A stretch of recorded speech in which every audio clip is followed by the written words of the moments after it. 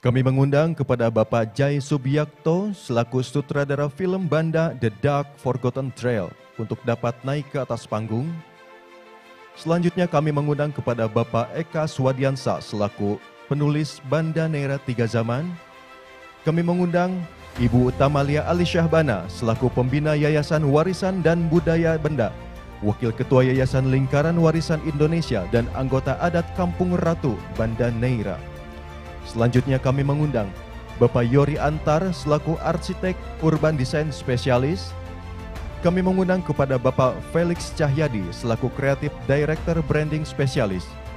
Kami mengundang kepada panelis Bapak Jawahri Tuarita selaku sekretaris Kabupaten Maluku Tengah. Dan terakhir kami mengundang kepada moderator kita hari ini, Ibu Ika Retna Wulandari selaku Direktur Regional 3 untuk dapat naik ke atas panggung. Boleh berikan tepuk tangannya yang meriah.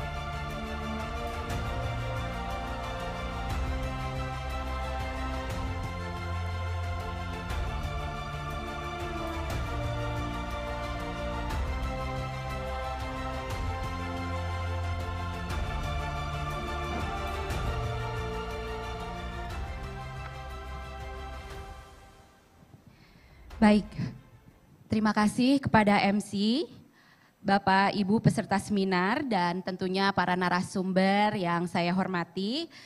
Dalam diskusi panel ini kita akan mendengar langsung dari para panelis kita yang memiliki latar belakang keahlian yang beragam, pengalaman, juga wawasan yang mendalam terkait dengan Banda Neira. Kita juga akan menggali berbagai perspektif, mulai dari sejarah dan budaya, desain arsitektur lokal hingga branding yang dapat nantinya membawa kita memahami lebih jauh keunikan dan potensi untuk mengembangkan Banda Neira ke depan. Di sini sebagaimana yang tadi disampaikan oleh Bapak MC, kita telah hadir 6 panelis kita dan semuanya memang sangat well known ya Bapak Ibu sekalian. Kita berikan applause dulu untuk para panelis kita. Yang pertama, panelis pertama adalah Mas Jai Subiakto. Terima kasih banyak telah berkenan hadir. Mas Jai ini sutradara yang telah memproduseri berbagai pertunjukan dan film di Indonesia tentunya ya. Salah satunya adalah film Banda, The Dark Forgotten Trail, dan meraih nominasi Piala Citra untuk Best Documentary Feature dan dominasi Asia Pacific Film Festival Award dalam kategori Best Documentary Film. Nah untuk itu mungkin yang pertama karena kita akan diskusi dalam sesi ini, saya mungkin ingin nanya juga nih sama Pak Mas Jai begitu ya. Jadi mungkin yang pertama kepada Mas Jai, kenapa sih sebetulnya Mas Jai ini mengangkat Banda Neira dalam film begitu, dan pada saat proses pembuatan film apakah mungkin ada momen-momen atau cerita yang memang nantinya mengubah cara pandang terkait dengan Banda Neira, dan juga bagaimana nantinya film ini sebetulnya diharapkan begitu ya untuk dapat memperkenalkan Banda Neira sebetulnya ke publik yang lebih luas. Mungkin ada insight ketika penyusunan film tersebut Mas Jai gitu, mungkin bisa diceritakan. Kami persilakan Mas Jai. Iya, selamat siang pada rekan-rekan yang udah hadir, bapak-bapak dan ibu-ibu yang saya hormati. Terima kasih atas kesempatannya. Film Banda ini saya buat karena waktu itu ada satu konsep dari Kompas Gramedia waktu itu akan membuat tentang jalur rempah. Kemudian saya dihubungi oleh Sheila Timothy dari Life Like Picture untuk membuat film dokumenter tentang Banda. Film dokumenter ini buat saya penting karena Indonesia adalah salah satu penghasil film dokumenter paling sedikit dibandingkan di dunia internasional gitu. Kita lebih banyak membuat film komersial daripada film dokumenter. Kemudian untungnya lagi bahwa saya bisa mendengar ceritanya langsung dari paman saya, yaitu bapak bangsa kita Muhammad Hatta, sehingga saya mendapat banyak sekali cerita-cerita beliau yang belum pernah diketahui oleh masyarakat banyak tentang Banda, bagaimana beliau itu memikirkan konsep Indonesia itu justru di Banda Neira.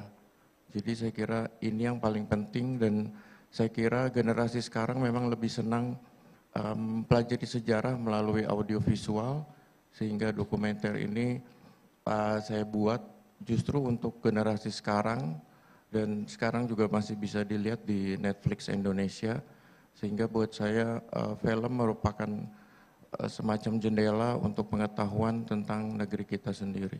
Makasih. Baik, terima kasih. Tepuk tangan dulu untuk Mas Jai. Saya izin Bapak Ibu berlanjut dulu ke panelis selanjutnya, yaitu Pak Eka Swadiansa, begitu ya. Jadi Pak Eka ini adalah penulis Banda Neira Tiga Zaman dan juga Master Plan Kawasan Wisata Cagar Budaya Banda, dan juga beliau adalah anggota tim aktif ya, tim ahli cagar budaya provinsi, juga berbagai hal yang memang sudah dilakukan oleh Pak Eka ini. Mungkin langsung Pak Eka, menurut pengalaman mempelajari sejarah Banda Neira nih yang sudah dilakukan oleh Pak Eka begitu ya. Kemudian Pak Eka tuangkan dalam buku Banda Neira Tiga Zaman. Jadi bagaimana sebetulnya Pak Eka melihat peran dari warisan budaya dan sejarah ini dalam nanti pengembangannya ke depan begitu. Jadi apa arti pentingnya dan mungkin bisa diangkat ketika menuliskan buku tersebut seperti apa. Silakan Pak Eka. Baik, terima kasih untuk waktunya. Selamat siang semuanya. Minta izin apa bisa saya ditampilkan PPT mulai slide nomor 3 ya, nggak perlu dari awal. Ya, sebenarnya kalau kita bicara cagar budaya sebenarnya usulannya itu adalah bagaimana ketika kita melihat Banda sebagai satu whole package gitu ya. Jadi kalau kita melihat dia sebagai whole package, pertanyaannya adalah leading sektornya apa. Nah itu kita yang perlu mencari yang sifatnya itu anchor gitu ya. Jadi katakanlah kalau kita bicara mall atau apa itu selalu ada anchor tenannya gitu ya. Nah slide nomor 9 ya. Nah salah satu yang kami tawarkan itu adalah cagar budaya. Kenapa? Karena begini, kalau kita bicara cagar budaya itu biasanya 9. Oke.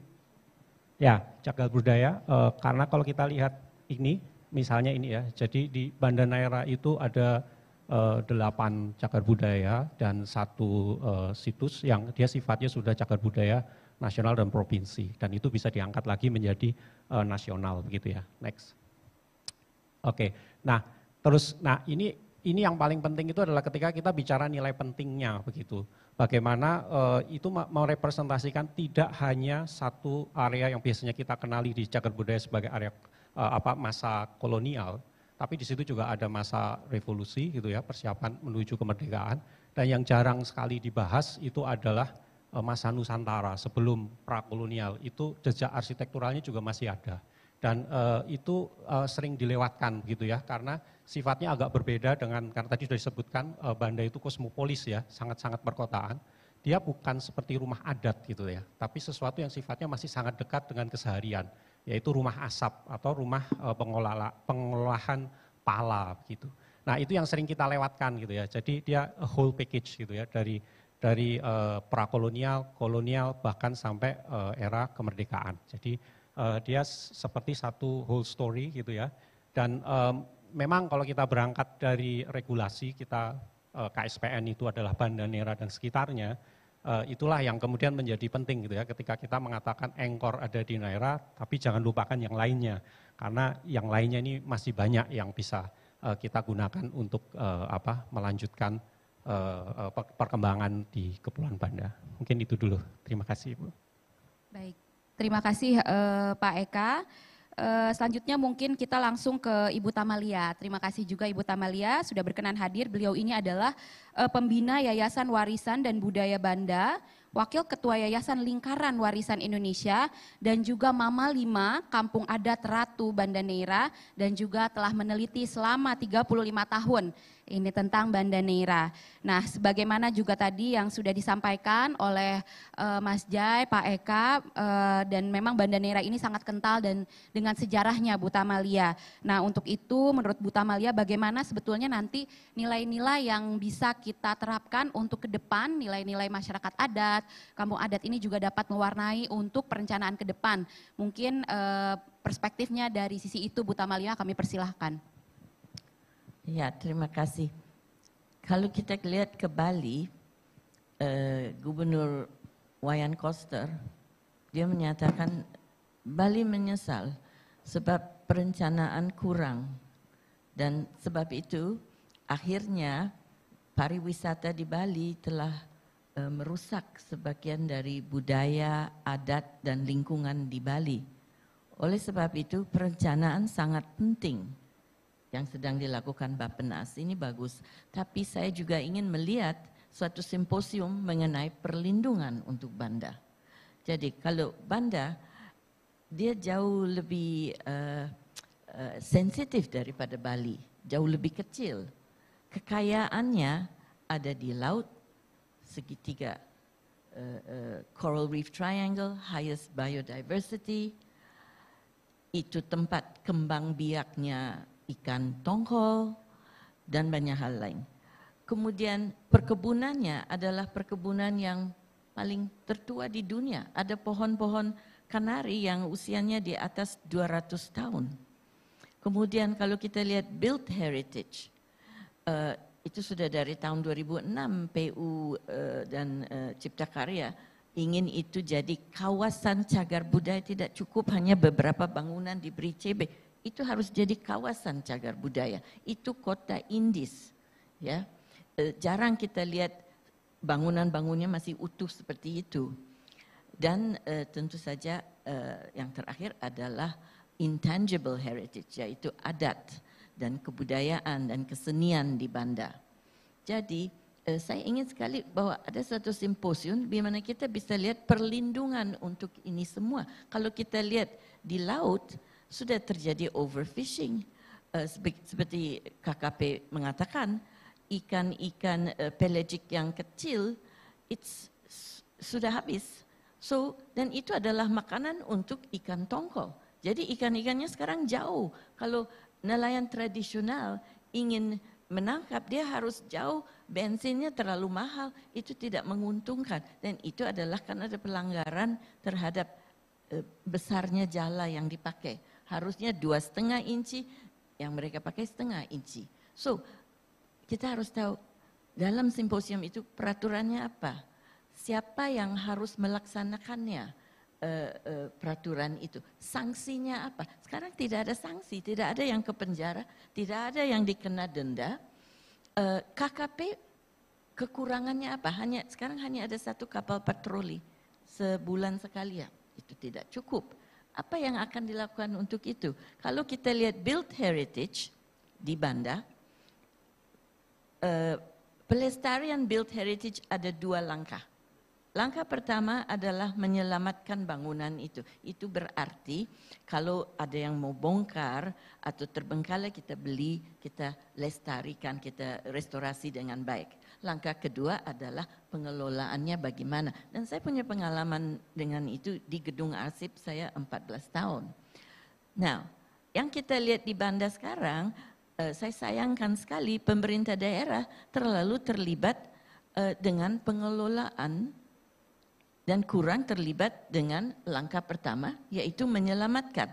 Tidak ada badan atau orang yang telah melakukan lebih banyak penyelamatan dan pemugaran bangunan lama daripada Pak Des Alwi dan Yayasan Warisan Budaya Banda. Nah, seharusnya pemerintah daerah bekerja sama dengan mereka.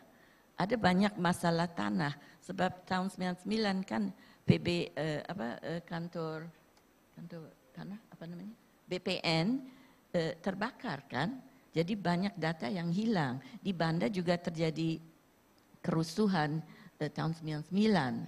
Jadi ada masalah-masalah tanah. Ya, pemerintah daerah harus bantu mencari jalan keluarnya, bukan mau ambil bangunannya, No, harus ada kerjasama dengan pihak-pihak yang memang mendukung upaya itu. So, hal-hal seperti itu. Dan di lain pihak, ada banyak bangunan bersejarah di Banda sekarang yang dihancurkan, yang diterbengkalaikan mulai roboh. Dan bukan hanya bangunan masyarakat, bangunan pemerintah. Lihat kantor polisi, itu bangunan bersejarah bagus, atapnya sudah mau roboh di belakang.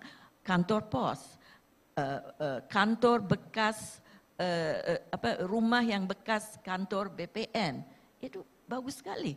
Pemerintah daerah kok tidak campur itu langkah pertama, ya.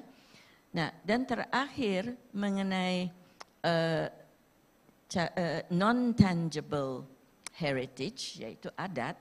Saya ikut jadi anggota adat di Kampung Ratu. Saya Mama Lima luar, dan kerja Mama Lima adalah datang kalau ada kesulitan. Itu dalam sejarah begitu.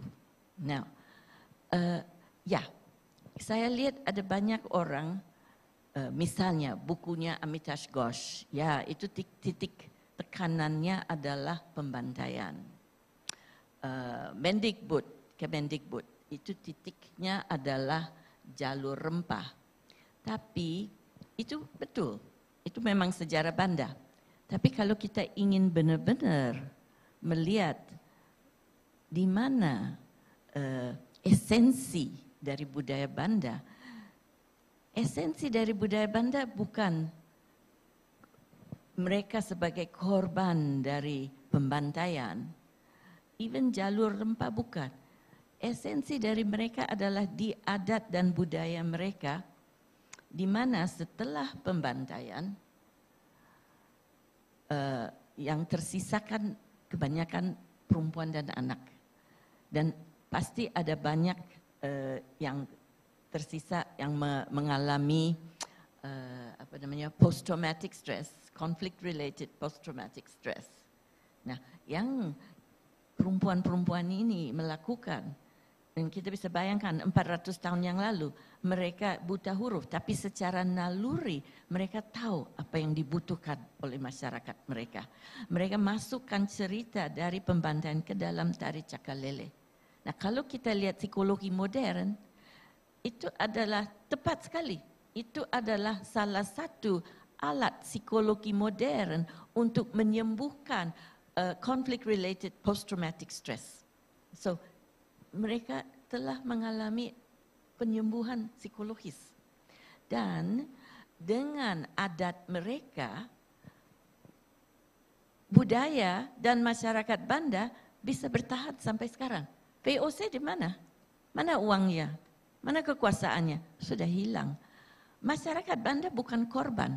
Masyarakat Banda adalah pemenang. Not victims, but victors. Dan itu sangat penting untuk masa depan.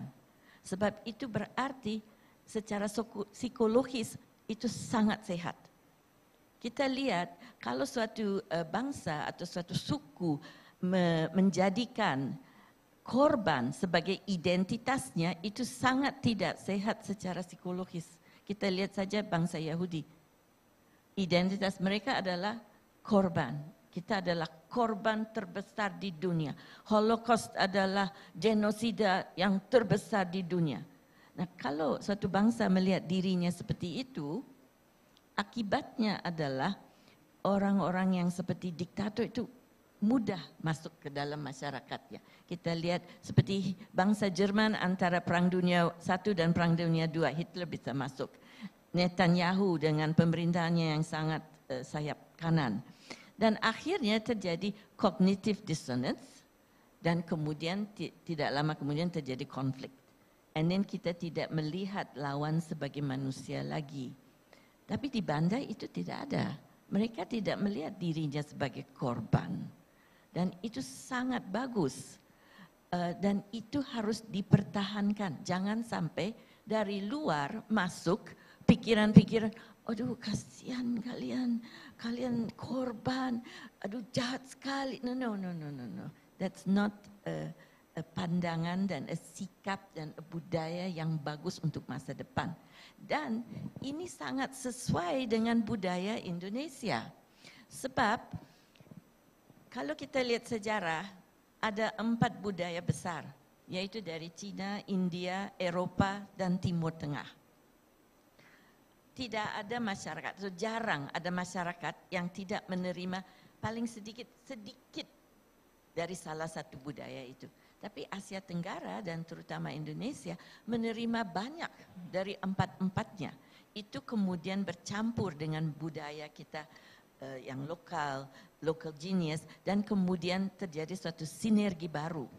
Jadi secara alami peran kita adalah sebagai negara yang menjadi jembatan yang menjelaskan budaya yang satu ke budaya yang lain, yang bantu membawa perdamaian. Dan cerita dari Banda, di mana kita bawa healing, dan dunia sangat membutuhkan healing sekarang. Dengan climate change, dengan perang, dengan nuclear capability untuk menghancurkan seluruh dunia. So ini sebetulnya kita mesti pakai. I think even dalam strategi luar negeri. Oke, saya tahu saya sudah terlalu banyak bicara, tapi saya sangat harapkan perlindungan bagaimana. Baik.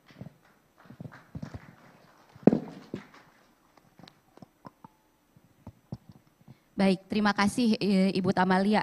Poin-poin pentingnya begitu ya, yang memang nanti akan menjadi rumusan kita bersama untuk ke depan. Nah, selanjutnya mungkin kalau kita melihat di sini Pak Yori Antar, mungkin Bapak Ibu sekalian sudah mengenal beliau dengan julukan pendekar arsitektur Nusantara karena kekhasan karyanya melestarikan warisan arsitektur lokal. Salah satu karyanya adalah Desa Wairebo di Flores dan juga mendapatkan berbagai penghargaan baik nasional maupun internasional. Untuk itu mungkin pertanyaan kepada Pak Yori nih Pak, berdasarkan pengalaman Pak Yori dalam mengembangkan Wairebo dan Pulau Komodo khususnya, bagaimana nanti ke depan ini Pak Yori bisa membayangkan untuk pengembangan wajah kota Banda Neira mungkin ke depannya. Silakan Pak Yori.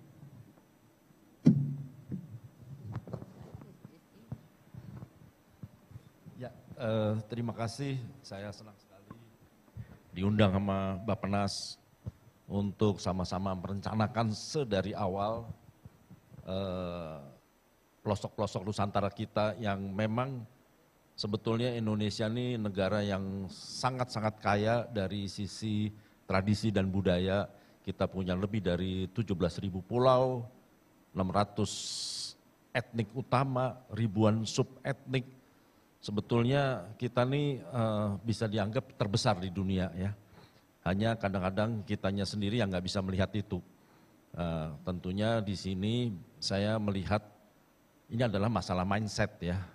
Karena pengalaman saya waktu membangun kembali rumah adat Wairebo itu adalah pengalaman yang luar biasa. Dan di situ saya menemukan formula bagaimana melestarikan tradisi dan budaya.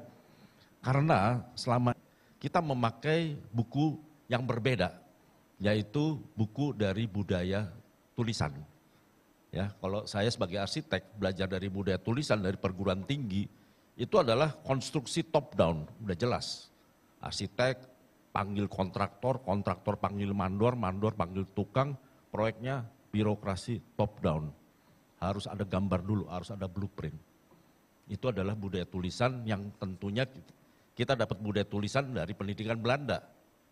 Belanda mengajarkan kita untuk menghasilkan sarjana-sarjana siap pakai untuk kepentingan Belanda juga. Pada saat kita merdeka berlangsung terus tanpa kita menyadarinya, kita belum mengoreksinya dan sebagainya. Akhirnya arsitektur kita sendiri dianggap nggak ada. Yang kita pelajari adalah arsitektur konstruksi modern industri. Dan mata kuliah arsitektur tradisional kita malah ada di Fakultas Budaya, kan aneh. Karena arsitek modern itu panjang, lebar, tinggi, size. Tapi kalau bangun rumah adat, ada budayanya, ada upacaranya, ada ritualnya, dan itu tidak dianggap arsitektur begitu. Tapi setelah membangun adat Wairebo, di situ saya menemukan formula membangun rumah adat itu adalah apa? Gotong royong. Di situ baru saya melihat gotong royong. Apa itu? Pembangunan berbasis bottom up. Yang satu top down, yang satu bottom up. Itu datangnya dari budaya lisan. Nah, budaya lisan kita nih yang luar biasa begitu. Budaya lisan kita menghasil, ya tentu kalau kita lihat dari geografis Indonesia kan negara 2 musim. Eropa negara 4 musim. Orientasinya ke dalam bangunan. Kalau Indonesia 2 musim itu orientasinya keluar. Nah, keluar itu menghasilkan masyarakat sosial, masyarakat yang saling berkomunikasi. Masyarakat sosial itu adalah masyarakat yang bergotong royong. Nah, disitulah kita harus menjembatani hal-hal semacam itu. Nah, berdasarkan pengalaman di membangun di Wairebo ini, saya menemukan formula, ya kita harus datang, melihat, merasakan, dan mendengar. Prosesnya adalah bagaimana mendengar dari para stakeholder, dari masyarakat, dari tokoh-tokoh adat. Saya pengalaman membangun proyek bersama Kementerian PUPR, ya, 2 proyek kami di KSPN Labuan Bajo, ada satu proyek yang gaduh sekali, yaitu penataan pariwisata di Pulau Rinca, Komodo, sampai UNESCO datang. UNESCO datang diminta untuk menghentikan proyek itu. Untungnya UNESCO melihat tidak ada kehidupan satwa yang langka ini yang terganggu dan sudah dilakukan berhati-hati, dan juga sudah akan menjadi malah pilot project buat project UNESCO sedunia. Artinya ya gaduh ya mungkin karena proses bottom up, karena itu adalah di era pandemi ya. Jadi gorengan malahan. Nah kalau di Danau Toba semua jalan kecuali satu project. Kita membangun dermaga di atas air.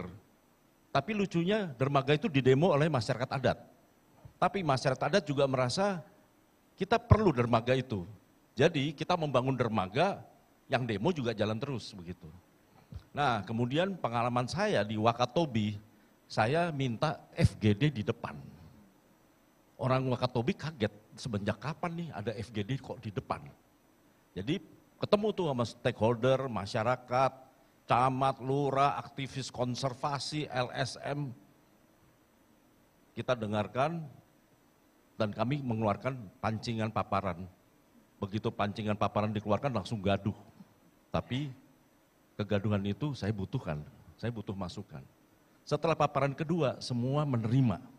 Dan kemudian pada saat pembangunan smooth sekali apa yang dibangun oleh PUPR di Wakatobi, dan kemudian masyarakat setelah bangunan-bangunan itu jadi, masyarakat mendatangi saya, mereka bahkan bilang begini, tolong Pak Yoris, semua peralatan berat PUPR jangan boleh lagi keluar dari pulau kami. Maksudnya apa? Suruh ngebangun terus. Karena sudah lama tempat kami nggak dibangun. Nah jadi berdasarkan itu, kita juga bisa melihat pembangunan di pelosok-pelosok Nusantara ini nggak bisa disamaratakan juga. Tidak semua ingin pembangunan yang gegap gempita, begitu. Ya. Dan pengalaman saya bertemu dengan masyarakat, contohnya masyarakat adat Dayak dari Sungai Utik, ada di pedalaman, mereka datang ke tempat kami untuk supaya kami bisa membangun desa adatnya. Tetua adatnya berpesan, kami orang Dayak, kami ingin maju, kami ingin pintar, tapi hutan kami dirusak, budaya kami dilupakan, kami tidak mau. Saya rasa udah cukup poin itu ya. Dan terakhir adalah pada saat kami ke Sabu, pulau kecil, orangnya cuma 90.000. Tapi coba kalau ke sana, alamnya luar biasa, ya ada goa, ada bukit-bukit persis seperti kayak di Turki, di Kapadokia, warna-warni, belum semuanya. Tapi juga di situ ada daerah yang sangat kering, nggak ada pohonnya, semuanya berbatu berwarna kuning. Ternyata itu Manghan, pulau sekecil itu. Investor yang mau masuk, mau ngebor, mau ambil Manghan, atau mau membeli itu bukit yang berwarna-warni buat jadi hotel, belum nanti industri mau masuk, untungnya masyarakat adatnya sangat kuat. Dan apa yang mereka harapkan bukan pembangunan gegap gempita, malah mereka minta diamankan sebagai wisata berbasis geopark. Geopark itu seminimal mungkin bangunan. Misalnya ada objek wisata udah bagus, jangan di sebelahnya objek wisata itu ditempel giant text misalnya. Gede-gede, hurufnya besar-besar. Atau ditempel bangunan di sebelahnya terus ditambahin macam-macam. Jangan, geopark itu justru mendorong orang berbasis pejalan kaki, trekking. Kalau mau ada fasilitas ya jauh-jauh aja fasilitasnya. Ya. Terus kemudian dengan masyarakat adat yang sangat kuat itu, mereka menginginkan ya ini dijaga seperti kayak Bu Tamalia. Justru pembangunan yang menjaga keunikan itu.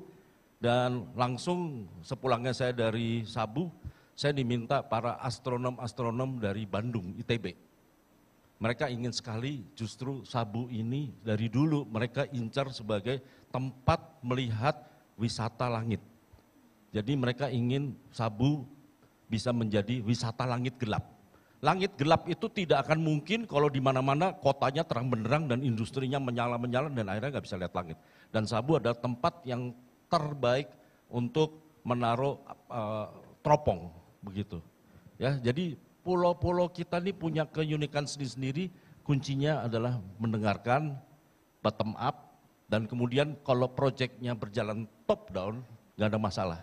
Jadi kita bisa mensinergikan antara modern berbasis budaya instruksi tulisan dengan tradisi lisan yang berbasis budaya setempat. Harapannya kita start dengan baik dan benar sehingga hasilnya membangun Indonesia Timur ini yang sangat kaya dengan potensi alam dan tambang, tapi jangan kita eksploitasi kekayaan hutannya habis, malah dibor. Kita masih banyak cara lain untuk membangun ya. Dan kalau yang terakhir adalah kalau dulu Pulau Banda adalah pulau yang ditukar. Tentunya harapan kini adalah Banda menjadi pulau yang mendunia. Terima kasih. Baik, aplaus dulu untuk Pak Yory, terima kasih banyak poin-poinnya. Tadi menarik yang disampaikan juga Pak, jadi sudah ke Sabu nih, bahkan saya belum ke Saburai Jua nih, pulau kecil di Nusa Tenggara Timur ya Pak ya. Nah dan juga di sini sebetulnya ada Pak Direktur Pembangunan Daerah juga yang memang sangat memahami tentang konteks geopark, ahlinya geopark. Begitu. Jadi nanti juga terkait dengan ini karena memang kita juga di mana namanya di Banda Neira juga memang ada situs yang juga diusulkan gitu ya sebagai geopark. Terima kasih Pak Yory. Saya akan beralih ini ke panelis berikutnya yaitu Pak Felix Cahyadi. Jadi di sini Bapak Ibu sekalian, Pak Felix Cahyadi ini adalah Creative Director, branding spesialis untuk berbagai brand ternama. Kalau teman-teman mungkin mengenal project Hermes, kemudian mengenal Sejauh Mata Memandang, kemudian Tako, ini adalah kreatif directornya yang membantu juga untuk berbagai brand ternama tersebut. Untuk itu juga kita akan mendengarkan begitu pandangan dari Pak Felix Cahyadi ini terkait bagaimana melihat potensi warisan budaya yang juga nanti akan sangat berpengaruh terhadap pentingnya branding yang akan menjadi identitas dan untuk mengangkat profilnya Banda Neira itu sendiri. Jadi bagaimana menurut Pak Felix ini arti penting dari branding nanti yang bisa nanti mengangkat citranya Banda Neira. Kami persilakan. Tes, selamat pagi, masih pagi ya. Selamat pagi menjelang siang semua hadirin yang sudah hadir di sini. Terima kasih, sebuah kehormatan saya bisa berada di antara semua maestro-maestro tentunya dan pakar di bidangnya. Kebetulan kita sudah melakukan kunjungan lapangan ya dan tentu ada banyak sekali teman-teman di Banda seperti ada Mbak Mita, ada Pak Aba ya dan semua narasumber yang sudah banyak sekali kita belajar dari mereka dan tentunya kita ingin membuat sesuatu yang tentunya dilandasi daripada pengetahuan dan juga apa yang sudah ada selama ini dan kita rancang untuk masa depan. Mungkin sedikit saya berbagi untuk hanya untuk align kira-kira apa sih branding gitu karena takutnya kalau misalkan yang kebanyakan orang tahu itu branding sifatnya itu lebih seperti ornamen atau embellishment atau sebuah logo saja gitu atau sebuah pencitraan saja tetapi yang kita inginkan bisa sedikit lebih daripada itu. Oke. Next. Ya. Banda Neira sendiri tadi seperti visi Indonesia Emas bersatu, berdaulat, maju dan berkelanjutan. Saya rasa yang kita ingin jaga keseimbangan antara sosial, budaya dan juga lingkungan dan tentunya sustainability yang kita perlu jaga ya karena tentu kita bicara soal masa depan dan itu mungkin satu-satunya jalan untuk bisa bertahan. Dan tentunya fungsi daripada branding sendiri kita tidak merekayasa atau membuat sesuatu yang palsu atau di permukaan, tapi kita justru mengangkat apa yang menjadi ciri khas atau uniqueness daripada Banda Neira. Next. Ya. Kemudian ada step daripada branding sendiri yang pada saat ini kita berjalan. Step pertamanya kita lakukan brand assessment, kita coba cari tahu, kita coba pelajari dari data yang tersedia, kita bicara dengan pakar, terus kemudian kita coba untuk buatkan brand promise, kira-kira Banda Nera ini nantinya akan seperti apa, strateginya, kemungkinannya, potensinya, kemudian kita buatkan strategi daripada komunikasi tersebut, dan kemudian kita lakukan brand promotion atau culturalization. Ini merupakan sebuah aktivasi, dan terakhir mungkin step terakhir akan berjalan branding aktivasinya, dan sudah bisa nanti akan banyak pihak yang terlibat. Lalu kita akan kembali ke step satu lagi, nanti itu namanya brand revitalization, mungkin bisa dikaji per 5 tahun atau 10 tahun atau ketika dibutuhkan. Kita akan memberikan contoh studi kasus juga, kemudian next. Ya, ini dari city branding ada faktor apa saja, tentunya mulai dari budaya, dari alam, dari geografis, dari arsitekturnya, dari adat istiadat atau kepercayaan, dari perekonomian, dari kesenian lokal, ragam flora dan fauna. Ini semua menjadi aspek yang kita akan tentu perlu menjadi pertimbangan ketika membuat satu city branding. Dan kita sudah melakukan FGD, dan tentunya kita mendengar sekali banyak sumber, dan kita akan coba untuk olah. Dan kemudian akan apa saja nanti turunannya, tentunya akan kita buatkan mulai dari story-nya, kita bersama-sama tentunya ya ini di sini. Dan nanti FGD juga akan kita lakukan di kunjungan lapangan kedua ya, yang akan dilakukan di akhir bulan ini.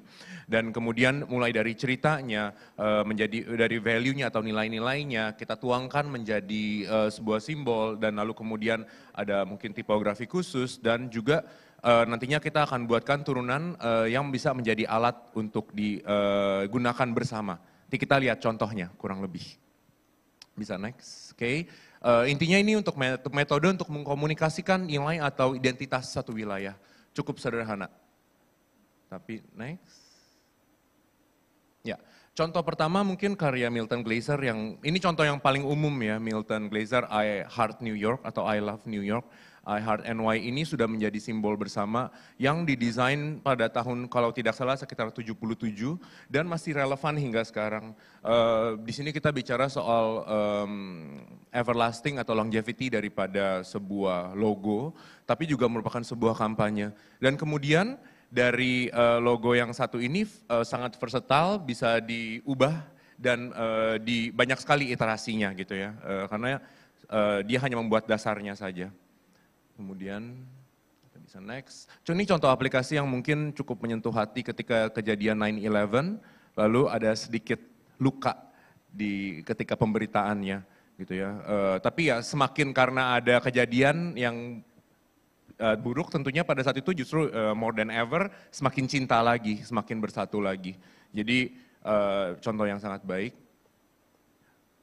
Dan yang kita ingin tentunya kita memberikan alat bagi warga lokal untuk nantinya bisa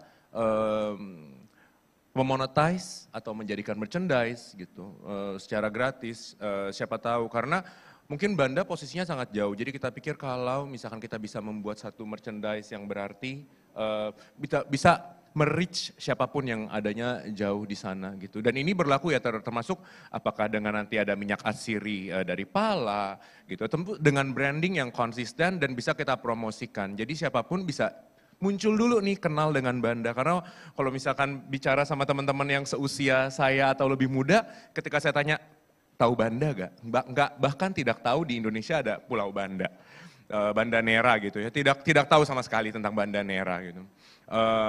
Dan ya mungkin ini juga contoh yang lain dari 77 ketika logo ini dibuat oleh mendiang almarhum Milton Glaser, dibuat juga menjadi kampanye We Heart NYC. Jadi ini pemilikan bersama dan bukan hanya satu buah pihak atau egois atau gitu ya, logo yang paling hebat. Jadi kita ingin semoga kita bisa menciptakan sesuatu yang tentunya bisa menjadi milik bersama dan kita bangga atau kita cintai bersama-sama.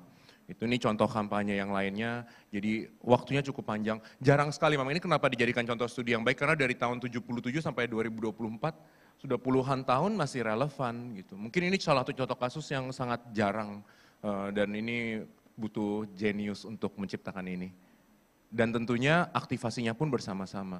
Lalu mereka mencoba di tahun 2023 tahun lalu dibuat New York konstruksi baru untuk tourism dan conventions. Ini dari pemetaan kota New York ceritanya, lalu dia menggandeng juga artis-artis, kalau di next slide. Ada banyak pihak terlibat kemudian karena mereka mau coba untuk buat lebih modern. Jadi memang ada sebuah perubahan, memang dibutuhkan ya. Mungkin kalau saya kebetulan berumur hampir 40 tahun, tidak terlalu muda. Tetapi buat saya, karena saya tumbuh besar dengan I Heart New York, tentunya saya mengenal dan mengidentifikasi saya dengan I Heart New York. Tapi melalui studi ternyata untuk anak-anak muda sekarang, Gen Z dan ya lebih muda lagi, buat mereka, oh itu yang lama. Jadi mereka membutuhkan pergerakan ini. Mungkin butuh open-mindedness juga di sini bahwa kita akan terus berubah dan kita akan terus mencari formula yang sesuai. Ini hanya dari taksinya, nanti dari coffee cup karena semua anak-anak muda minum kopi kalau pagi ceritanya. Dari subway-nya, warna ini juga sama, nanti di Banda kita akan coba cari warna apa sih yang, ya dari hari pertama kita sudah bicarakan warna apa yang kita sering lihat, apa yang kira-kira bisa. Terus kemudian bisa next slide. Kita akan percepat. Ini contoh yang penting, Amsterdam. Karena mengidentifikasi saya dengan Amsterdam. Indonesia juga nggak kalah. Next. I'm born. Tentu pertanyaannya bukannya ketika kita melakukan suatu rancangan, bukannya bagus atau jelek, atau mahal atau murah, tetapi tepat atau tidak tepat. Saya rasa ini pertanyaan untuk kita semua. Apa yang tepat untuk kita bersama. Tentunya tidak bisa menyenangkan semua pihak ya, itu tidak mungkin karena pasti dari satu individu ke individu lain perspektifnya berbeda, nilainya berbeda. Tapi kita coba kita cari benang merah yang bisa kita ambil. Yang kita hindari adalah tentu superficiality atau kepalsuan atau di permukaan. Ini contoh branding-branding sukses yang ada di dunia. Karena kalau kita bicara, oh kita mau tingkatkan Banda ke tingkat global ya, kita bicara saingan kita ini semua. Gitu. Dan tentu kalau dari hasil kita berkunjung ya kita nggak usah bicara banyak deh, basic facility dulu gitu, air bersih, pengolahan sampah, orang bisa nyaman gitu. Contohnya ya di hari pertama saya langsung jatuh dari tangga 2 meter di pelabuhan karena tidak ada fasilitas tangga. Dan tapi kita memang mau betul-betul merasakan ya, digoncang di perahu bersama Mas Aldi dan teman-teman ya, Mbak Ika sama ada Mas Afis juga. Tapi itu pengalaman yang buat kita memberikan kecintaan akan Banda Nera. Jadi kita punya personal emotion dan keterikatan gitu karena ya kita merasa Banda Nera ini perlu sekali kita bantu untuk bisa maju. Kemudian contoh ada yang lain yang kalau mungkin yang paling umum IKN yang disayembarakan gitu ya. Tetapi aktivasinya mungkin belum, karena sudah dibuatkan fisiknya nih. Tetapi kita belum kenalan lebih jauh bagaimana habitnya dan sebagainya. Kita harus menunggu untuk melihat. Dan tentunya kenapa saya buat contoh, karena tidak bisa kita buat, wah ini keren, tapi sebenarnya tuh tidak ada. Gitu. Kita nggak bisa jualan kecap gitu, kita nggak bisa bohong. Jadi ya kita kalau Banda, kebetulan Banda sangat kaya, banyak yang bisa kita gali. Ini beruntung sekali kita bisa mengerjakan ini bersama-sama. Tetapi bagaimana menggalinya, jangan sampai kita buat keren sekali ketika nanti waktu nonton, misalkan ada yang datang lalu nonton Cakalele lalu kecewa karena tidak sesuai dengan harapan. Nah kita sama-sama, kita akan banyak bertanya ya dengan pakar-pakarnya. Kemudian Porto, contoh yang sangat bagus, ini sangat visual, mereka karena banyak blue tiles, mereka mengangkat blue tiles, jadi hanya dengan karakteristik. Nanti bisa sangat kita bawa, justru kita mencari apa yang sederhana dan bisa everlasting. Kemudian contoh Madrid sangat hidup brandingnya. Mungkin kita menjelang terakhir, apa sih tujuan kita bikin branding ini gitu ya. Tentu kita mau memperkenalkan identitas dari Banda Nera sendiri gitu ya, dengan ekoturism mungkin, dengan sustainability ke depannya semoga bisa, dan kemudian memperkuat posisi Banda Nera juga sebagai wisata utama di Indonesia, menarik banyak pihak tentu ya, dan kemudian partisipasi masyarakat juga kita harapkan. Nanti kita coba akan FGD-kan dan apa yang kira-kira masyarakat setuju sih gitu, image apa yang sesuai dan dirasa bisa membangun semangat untuk Banda Nera. Akhir ya, semoga kita bisa menjadi jembatan dari dengan mengaspirasikan semangat dari komunitas dan kebudayaan, tentu sejarah yang kita junjung tinggi sekali dan jiwa daripada Kepulauan Banda ke dunia. Terima kasih. Baik, aplaus dulu untuk Mas Felix. Terima kasih banyak Mas Felix terkait dengan branding ini memang sangat sangat penting sekali karena ini juga yang di-highlight oleh Bapak Presiden kita, di mana kota-kota di Indonesia harus jelas brandingnya sehingga memang dapat dikenal oleh masyarakat luas dan mudah-mudahan tidak seperti yang tadi disampaikan gitu, nggak ada yang tahu lagi nih Banda Neira di mana begitu ya, padahal dengan kekayaan yang sangat luar biasa. Terima kasih Mas Felix meng-highlight itu. Sebelum ke Pak Sekda, karena sebetulnya Bapak Ibu Pak Sekda lah nanti gongnya begitu ya, bagaimana nanti kita ke depan ini begitu ya Banda Neira. Sebelum ke Pak Sekda, ini mungkin saya akan bertanya lagi nih sama Mas Jai, ini ada following up question Mas Jai. Gimana sih Mas Jai, menurut Mas Jai sendiri begitu ya, kalau perspektif dari sineas atau pelaku sinema ini apa sebetulnya yang bisa menarik untuk diangkat ini terkait dengan Banda Neira. Kemudian yang kedua adalah apakah ada insight lainnya berdasarkan pengalaman itu untuk kedepannya nih menurut Mas Jai ini Banda Neira perlu bagaimana? Begitu mungkin itu Mas Jai, dua hal yang mungkin following up questions-nya begitu ya, yang mungkin bisa kita gali. Sebetulnya karena kita akan mengarahkannya master plan. Jadi kalau dari perspektif sineas, kemudian dari perspektif Mas Jai sendiri, untuk kedepannya sebaiknya seperti apa nih Banda Neira? Kami persilahkan. Iya, terima kasih. Jadi untuk kedepannya memang dulu kita memperjuangkan supaya Banda Neira ini masuk menjadi salah satu World Heritage dunia, karena begitu banyaknya benteng, kemudian begitu banyaknya perkebunan pala. Jadi harusnya ini menjadi World Heritage Site. Kemudian itu tadi yang seperti disampaikan Yori, yang terjadi di Indonesia ini sekarang semua tempat wisata itu pasti dipasang nama. Nah itu sangat mengganggu, kita bisa lihat contohnya di Bromo, bahkan bukit yang begitu indah tiba-tiba dinamakan Bukit Teletabis dengan membuat tulisan dari beton. Ya. Jadi saya harap itu jangan pernah terjadi lagi. Kedua adalah harusnya gereja ataupun rumah pastur yang dibakar di Banda Neira pada kerusuhan 1999 itu justru harus dipertahankan supaya tidak akan terjadi lagi kerusuhan SARA di sana. Jadi membangun sesuatu itu bukan menghancurkan yang lama dan membuat yang baru. Kemudian juga kayak benteng-benteng Belgika itu sebenarnya bisa jadi tempat pertunjukan. Kita bisa melakukan pertunjukan malam dengan video mapping tentang sejarah Banda Neira sehingga menarik untuk generasi sekarang.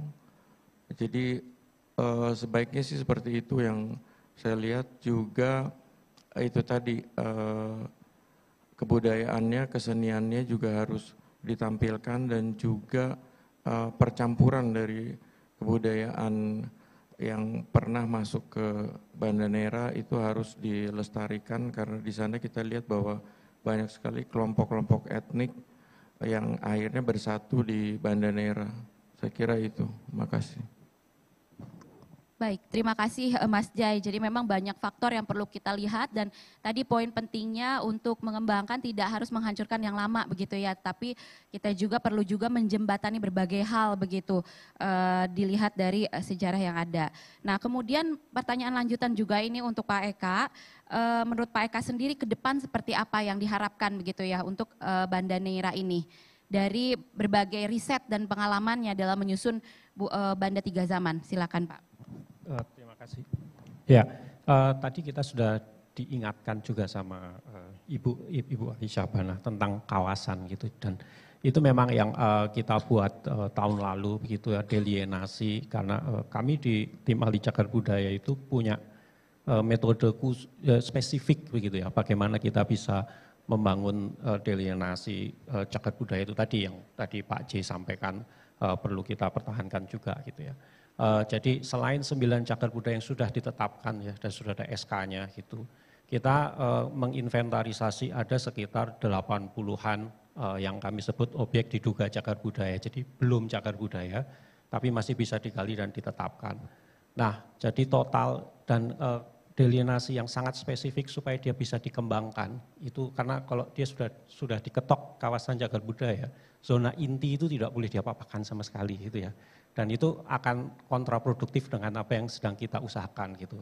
Nah, itu kami mengusulkan cukup kecil ya, hanya 17,8 hektar zona inti pelestarian di selatan Banda Neira. Kenapa? Supaya yang lainnya bisa dikembangkan. Nah, itu artinya apa? Kalau kita punya 17,8 hektar dengan 90 cagar budaya ODCB itu plus minus 5 objek per hektar. Itu kira-kira konsentrasi terbanyak yang kita punya di seluruh Indonesia. Jadi itu leading sektor yang tentunya kalau kita ajukan ke UNESCO itu clean and clear gitu ya. Nah, dan ketika kita menyeberang gitu ya ke pulau sebelah gitu ya, Banda Besar, di situ ada setidaknya 4 perkampungan yang dia sudah ada di peta pertama Belanda yang dibikin di situ. Jadi dia prakolonial, selesai penjajahan sampai sekarang masih ada dan masih dihidupin, masih didiami gitu ya. Jadi itu faktor yang lainnya gitu. Di sini kita bisa punya berbagai varietas storyline yang bisa kita sampaikan gitu. Termasuk diantaranya kemudian ketika kita masuk ke ranah postkolonial gitu ya. Karena ada permukiman-permukiman juga yang dia dapat melampaui the test of time gitu ya. Dan itu masih berjalan hingga sekarang dan dengan perkebunan pala yang masih bergerak juga. Jadi kita bisa punya sesuatu pengembangan yang sifatnya secara cagar budaya itu holistik. Jadi lengkap ada di 2 lokasi yang berbeda. Yang itu cukup aksesibel gitu ya, itu hanya butuh sekitar 10 menit sampai 15 menit kapal gitu ya untuk menghubungkan itu. Di luar yang lainnya gitu ya, ada kekayaan cagar alam juga ya. Di situ ada 1 gunung, 1 bukit yang cukup besar, 21 titik selam gitu dan 4 pulau yang memang dia punya pantai yang cukup bagus ya. Jadi itu mix and match-nya. Dan bisa juga kemudian yang terakhir kemudian tadi yang disampaikan oleh Pak J juga bagaimana harusnya cagar budaya itu tidak dead monument ya, harusnya dia bisa digunakan gitu ya, harusnya bisa digunakan supaya dia tidak cuma difoto tanpa ada aktivitas orang di situ karena sehingga dia bisa dimanfaatkan. Terima kasih. Baik, terima kasih Pak Eka. Mungkin ke Bu Tamalia, mungkin dalam 1 kalimat Bu, harapan Ibu untuk Banda Neira ke depan. Dalam 1 kalimat, mohon maaf Bu.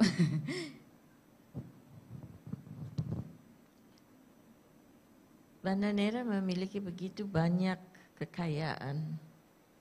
Harapan saya adalah bahwa memang itu bisa dikembangkan, tapi pertama harus dilindungi. Baik, terima kasih Bu Tamalia. Jadi perlindungan itu yang utama. Dari Pak Yori, harapannya ke depan Pak untuk Banda Neira. Ya kalau tadi dengar masukan dari Jay dan sebagainya, ya Mas, saya juga justru tertarik mengenai kriteria cagar budaya tadi. Tapi ada baiknya, ini pengalaman dulu saya sama Jay ke Sri Lanka, ini boleh jadi referensi. Kita mengunjungi sebuah negara yang sebetulnya ekonominya di bawah kita. Tapi wawasan mereka mengenai cagar budaya kok lebih maju dari kita. Ya. Jadi ini bisa jadi referensi adanya kota Gale atau Gala kalau nggak salah di Sri Lanka itu.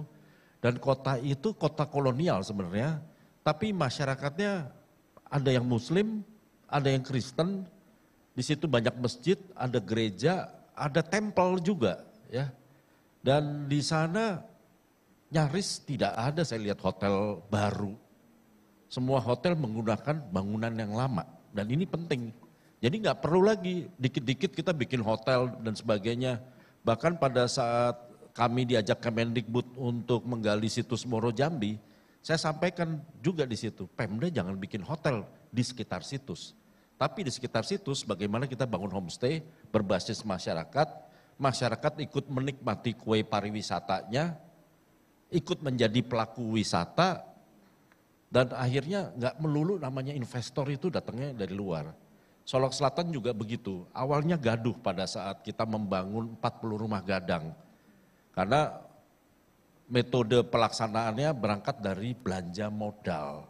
Kalau belanja modal artinya aset rumah gadang menjadi milik pemerintah. Padahal itu pusako tinggi. Tapi ternyata ada juga yang namanya metode belanja barang. Nah, barang itu beli putus. Mendadak tadinya masyarakat yang menolak menjadi pengen, begitu di switch jadi belanja barang. Ini kan masalah birokrasi anggaran ya. Dan setelah jadi, awalnya mereka merasa, oh pemerintah take over kampung kami. Pasti mau dibikin rumah yang aneh-aneh. Pas jadi yang dibangun, ya rumah gadang. Terus kami tanya, nanti rumah gadang ini akan bisa berfungsi sebagai apa? Bisa jadi homestay. Pada saat pariwisata masuk, nggak perlu bikin hotel yang bentuknya kotak dilapis cermin, yang akhirnya seluruh Indonesia sama kayak pompa bensin kan, yang membuat rasa kota kita di seluruh pelosok itu ya sama, pompa bensinnya sama, Alfamartnya sama, terus banknya juga sama bentuknya. Jadi bagaimana muncul keunikan Banda? Ya kita revitalisasi dan bangunan-bangunan tua itu potensi punya fungsinya yang baru ya. Saya rasa itu, makasih. Terima kasih Pak Yory. Jadi harus unik ya Pak ya, jadi tidak sama semua. Sebetulnya sejalan dengan prinsip kita Bu Hayu ya, terkait dengan kota kecil yang berkarakter. Jadi karakternya harus menonjol. Dan tentunya kalau ada referensi itu bagus sekali ya, bisa melihat satu tempat. Seperti misalnya kalau situs Moro Jambi digali ya referensinya adalah Angkor. Ya itu adalah cara baru. Jangan nanti bikin situs, pos satpamnya di sebelah candinya, terus semuanya jadi beton, terus jadi bangunan-bangunan sampai orang bingung mana situsnya. Dan itu yang kami lakukan adalah membongkar itu semua. Mendadak semua jadi natural, alam semua nyambung tanpa sekat. Jadi orang melihatnya lain begitu ya. Jadi referensi penting, makasih. Baik, terima kasih. Catatan berikutnya adalah referensi atau benchmarkingnya di mana begitu ya. Terima kasih Pak Yory. Selanjutnya Mas Felix mungkin ada harapan ke depan untuk Banda Neira ini seperti apa? Sebelum nanti gongnya Pak Sekda. Oke, mungkin saya mewakili generasi muda ya ketika saya datang dan juga saya tentunya spend uang hasil kerja keras kita gitu ya. Kita inginnya tentu worth it atau senilai sejalan gitu. Nah apa sih pengen lihatnya? Yang pertama pengen lihat tentu kalau saya alam. Karena saya cinta sekali sama alam dan kemudian pada saat menyelam luar biasa bagus. Saya sangat terkejut gitu bahwa apa yang ada di atas permukaan ternyata keindahannya lebih hebat lagi yang ada di bawah lautan. Tetapi pertanyaannya bagaimana untuk menjaga ini semua gitu. Dan sustainability tourism mungkin itu yang perlu dipikirkan supaya nggak terlalu overload juga kualitas daripada kuantitas. Dan kemudian dijaga. Mungkin juga ada larangan untuk divers yang pemula atau ada minimum diving experience-nya supaya nggak sembarangan nanti merusak coral reefs yang ada di bawah. Kemudian juga adanya pendidikan atau penyuluhan tentang alam, sustainability yang adanya mungkin dari masyarakat lokal sendiri mungkin bisa stop penggunaan plastik sekali pakai yang mencemari lautan. Karena kalau kita lihat misalkan kita jalan-jalan ya di lewat pedesaan, bagus sekali treknya dan kemudian kita lihat pemandangan juga luar biasa lewat perkebunan. Tapi sampah plastiknya di jalanan lebih banyak daripada saya lihat tanamannya gitu. Nah ini bahaya banget gitu. Terus kemudian yang Ibu Tamalia sampaikan tadi penggunaan jaring agar sustainable fishing juga. Karena kita melihat contohnya di Pulau Run ya, atau Run ya betul ya. Yang di dermaganya betul semua ikan kecil mati dibuang di sana jadi seperti lautan bangkai ya. Kita harus turun, kita harus ngobok gitu ya, seperti banjir. Dan bau bangkainya itu sampai malam masih tercium di kaki kita, walaupun udah cuci berkali-kali.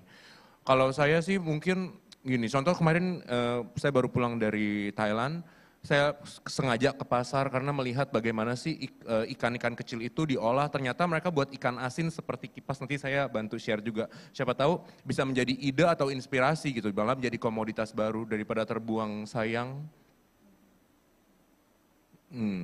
Ikan yang kecilnya, iya betul Ibu Tamalia bilang, jadi tidak boleh sama sekali ya Bu ya.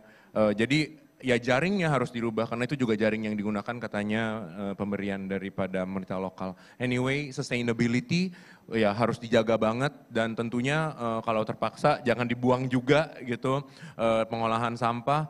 Buat saya mungkin itu sih, dan selanjutnya tentu museum-museum bisa dibangun ya, supaya cerita-cerita yang tadi disampaikan, sejarah itu bisa tersampaikan dengan menarik seperti yang Mas juga bilang untuk generasi mendatang gitu. Terima kasih. Baik, terima kasih Mas Felix.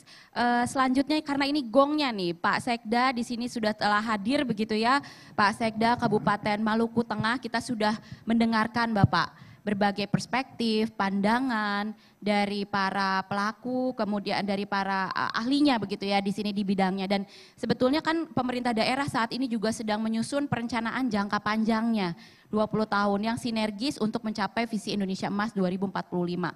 Nah, kita tadi sudah mendengarkan berbagai pandangan, masukan dan apa sebetulnya yang menjadi highlights gitu yang harus kita lakukan ke depan untuk Banda Neira. Nah, kami ingin mendengarkan dari Pak Sekda bagaimana positioning nantinya Banda Neira ini ke depan dan bagaimana menurut Pak Sekda mungkin terkait dengan apa hal-hal tadi yang memang sudah digarisbawahi baik oleh Mas Jai, Bu Tamalia, Pak Eka, Pak Yori dan Pak Felix. Mungkin kami persilahkan kepada Pak Sekda. Terima kasih Ibu Pimpinan Regional 3 Bappenas selaku moderator. Bismillahirrahmanirrahim. Assalamualaikum warahmatullahi wabarakatuh. Selamat siang, salam sejahtera untuk kita. Shalom. Om Swastiastu, Namo Buddhaya, salam kebajikan. Yang terhormat Bapak Ibu Deputi Bappenas, Kemenparekraf, Direktur Kemendikbud Ristek, dan pejabat-pejabat eselon 1-2 di Kementerian Ristek, Kemendikbudristek, Bappenas, dan Kemenparekraf, serta kementerian lembaga terkait yang mohon maaf tidak sempat kami sebutkan satu persatu. Yang kami hormati Kepala Bapeda Provinsi Maluku, Pak Anton, dan didampingi oleh Ibu Kabid Infrastruktur, Ibu Nona Letupa. Yang kami hormati Bapak Ibu peserta seminar yang sekali lagi mohon maaf tidak sempat kami sebutkan satu persatu. Bapak Ibu rekan-rekan panelis, sebelum saya memaparkan materi tentang langkah strategis yang akan dilakukan oleh pemerintah Kabupaten Maluku Tengah, yaitu yang sudah dilakukan, sementara dilakukan dan akan dilakukan. Kami menyampaikan salam hormat dan permohonan maaf dari pejabat Bupati Maluku Tengah, Bapak Dr. Rakib Sobawa SPI MSI. Seyogianya beliau akan hadir di acara ini, tapi karena agenda pemerintahan yaitu kunjungan kerja itu sudah diagendakan jauh-jauh hari sehingga beliau sudah harus memenuhi tugas pemerintahan tersebut. Kemudian atas nama pemerintah Kabupaten Maluku Tengah dengan segala kerendahan hati kami menyampaikan terima kasih banyak. Kata orang Maluku dangke banyak-banyak untuk Bappenas, Kementerian Pariwisata Ekonomi Kreatif, Kemendikbud Ristek, dan kementerian lembaga terkait yang telah menunjukkan kepedulian yang sangat luar biasa untuk pengembangan Kota Banda Neira sebagai salah satu kecamatan di Kabupaten Maluku Tengah. Mari sama-sama kita memberikan aplaus yang luar biasa untuk kepedulian ini Bapak Ibu. Kemudian pada kesempatan ini saya didampingi oleh Kepala Dinas Pariwisata Pak Angki Watimena, Kepala Dinas PUPR Pak Hasan Fauji, Pak Nanang, kemudian Pak Imran dari Baplit Bangda. Bapak Ibu yang saya hormati, sebelum menyampaikan pemaparan, saya ingin menyampaikan kata-kata dari almarhum Pak Sultan Syahrir sebagai motivasi kita semua untuk terus bersinergi, berkolaborasi untuk membangun kota Banda Neira. Ada surat Sultan Syahrir kepada istrinya, Maria Dusyatiaut, tertanggal 21 Mei tahun 1936 tentang Banda Neira. Beliau katakan begini, Banda Neira lautnya biru, bening dan tenang. Saat cuaca baik, permukaan laut rata laksana cermin. Dan beliau mengungkapkan satu ungkapan yang sangat ikonik, dan terima kasih banyak tadi sudah ditampilkan di depan tempat penyelenggaraan seminar, yaitu jangan mati sebelum ke Banda Neira.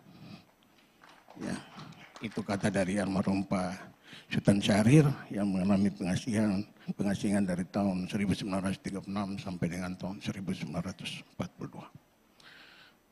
Kemudian Bapak Ibu yang sungguh kami hormati, kami akan menyampaikan langkah strategis yang sudah dilakukan, sedang dilakukan dan akan dilakukan oleh pemerintah Kabupaten Maluku Tengah dalam acara seminar ini dalam rangka percepatan dan penetapan Banda Neira sebagai kawasan cagar budaya. Maka pemerintah Kabupaten Maluku Tengah telah membentuk tim ahli cagar budaya melalui SK Bupati nomor 360.05/451 tahun 2024. Ini untuk mempercepat proses pembentukan Banda Neira sebagai kawasan cagar budaya. Kemudian dulu Banda hanya satu kecamatan, Banda Neira. Dan alhamdulillah syukur puji Tuhan, saya kebetulan mewakili Pak Pejabat Bupati pada menyampaikan pidato pada rapat paripurna DPRD Kabupaten Maluku Tengah untuk penetapan pemekaran Banda Neira menjadi 2 kecamatan, yaitu satunya Kecamatan Kepulauan Banda melalui peraturan daerah nomor 3 tahun 2023. Ini dilakukan untuk menjawab permasalahan, terutama kita melihat bahwa kota Banda Neira itu sudah sangat padat. Ya, dari sisi daya dukung itu sudah tidak pas lagi. Kita sudah harus memindahkan fungsi ruang itu ke Banda besar. Ya, dan ini untuk mempercepat akselerasi ekonomi, perhubungan, rentang kendali, pemerintahan, dan aspek lainnya. Karena di Kepulauan Banda itu akan dibangun juga pelabuhan Kumber, industri perikanan dan industri pengolahan.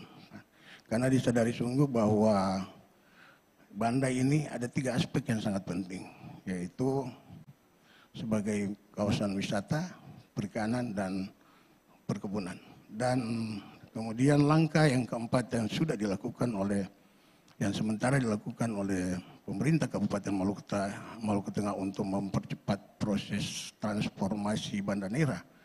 Maka kami pemerintah Kabupaten Maluku Tengah bekerjasama dengan Departemen Politik dan Pemerintahan Universitas Gadjah Mada itu sementara melakukan proses itu. Kemudian yang langkah kelima yang ingin kita lakukan adalah penyediaan sarana infrastruktur untuk pulau-pulau kecil di Kabupaten Maluku Tengah. Ini dalam rangka untuk bagaimana pengembangan ekonomi kawasan pesisir dan pulau-pulau kecil, khususnya di Kecamatan Banda Neira dan Kecamatan Kepulauan Banda.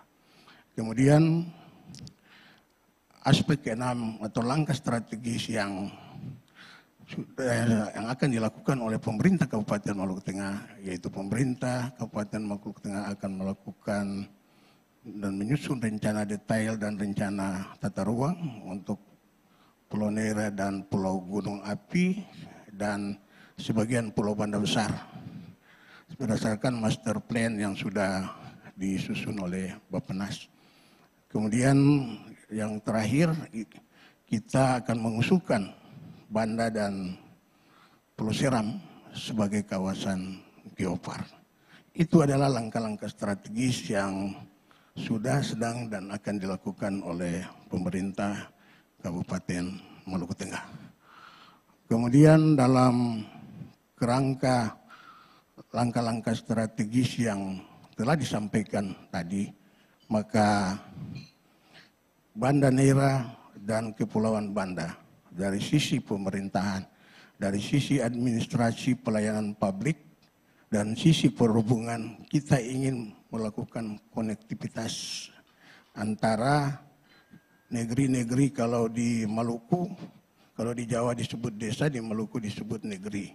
Kita inginkan adanya konektivitas antara satu negeri ke negeri lain, khususnya di Kepulauan Banda besar yang baru dimekarkan, ibu kotanya di Walang Pain Cibi, tapi negeri-negeri sekitar itu kemudian akan terbangun konektivitas dari sisi perhubungan, dari sisi pelayanan publik, kemudian dari sisi ekonomi, itu bisa menjawab kebutuhan masyarakat.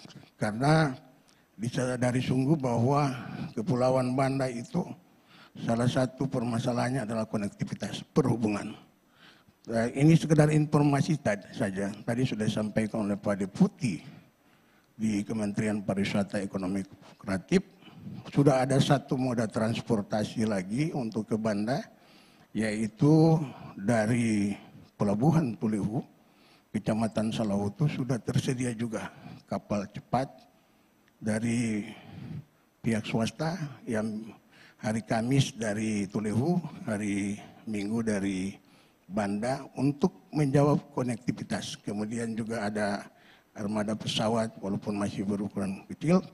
Tapi kami juga pemerintah daerah Kabupaten Maluku Tengah berharap bahwa konektivitas yang masih kurang memadai ini bisa mendapat support, mendapatkan perhatian, mendapatkan dukungan dari kementerian lembaga terkait, sehingga bagaimana proses untuk bagaimana Banda Neira dan Kepulauan Banda itu bisa akselerasi percepatan ekonomi dan percepatan administrasi publik dan pemerintahan itu bisa terlaksana dengan baik. Demikian beberapa hal penting yang dapat kami sampaikan secara general. Sebentar nanti apabila ada pertanyaan-pertanyaan dalam diskusi, kami akan menjawab secara general.